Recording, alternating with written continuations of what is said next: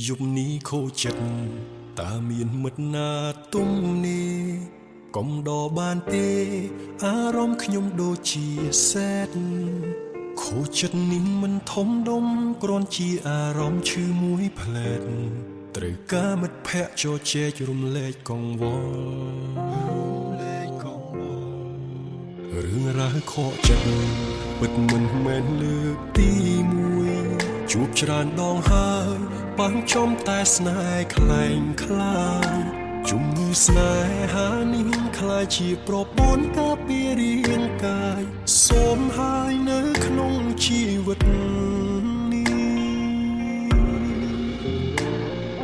សន្យាខ្លួនឯងឈប់គិតប្រជែងរឿងស្នេហ៍ទុកបេះដូងឲ្យនៅទំនេរវិញល្អជាងធ្វើមិនដាច់ចិត្តមនុស្សបដូរផ្លាស់ប្រែប្រួលមិនទៀងម្ដងរាំងម្ដងភ្លៀងមិនទៀងតោខូចចិត្តច្រើនដងខ្លាយទៅជាទំលាប់ឈឺចាប់ច្រើនដងពេកទៅជាធម្មតា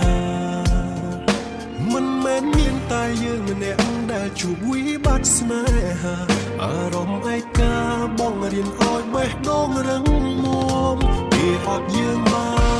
នហេតុអ្វីយើងត្រូវខ្វល់ឈប់នៅអំពើខ្វាយខ្វល់ទៀតធ្វើអ្វីបើសញ្ញាសំខាន់គេនឹងយល់ពីតម្លៃ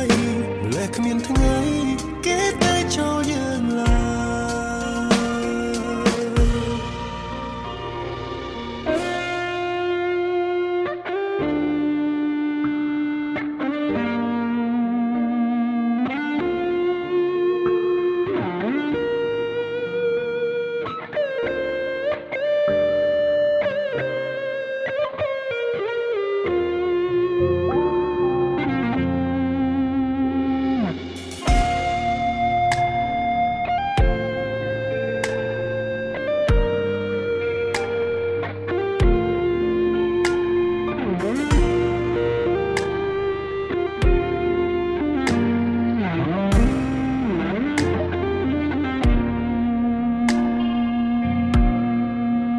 រឿងរ៉ាវខកចិត្ត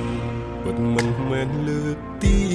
1ជួបច្រើនដងហើយបាំងចំតែស្នេហ៍ខ្លែងខ្លាយ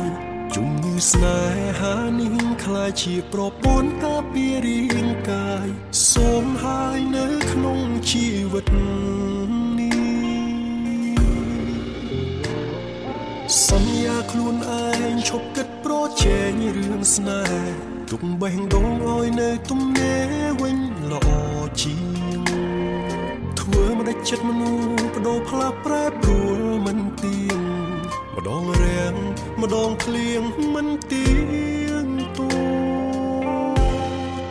ខូចចិត្តច្រើនដងខ្លាយទៅជាទំលាប់ឈឺចាប់ច្រើនដងពេកទៅជាធម្មតាមិនមែនមានតែយើងម្នាក់ដែលជួបវិបត្តិស្នេហាអារម្មណ៍ឯកាបងរៀនឲ្យបេះដូងរឹងមាំវាអត់យើងបានហេតុអ្វីយើងត្រូវខ្វល់ឈប់នៅអំពើខ្វាយខ្វល់ទៀតធ្វើអ្វីបើសញ្ញាសំខាន់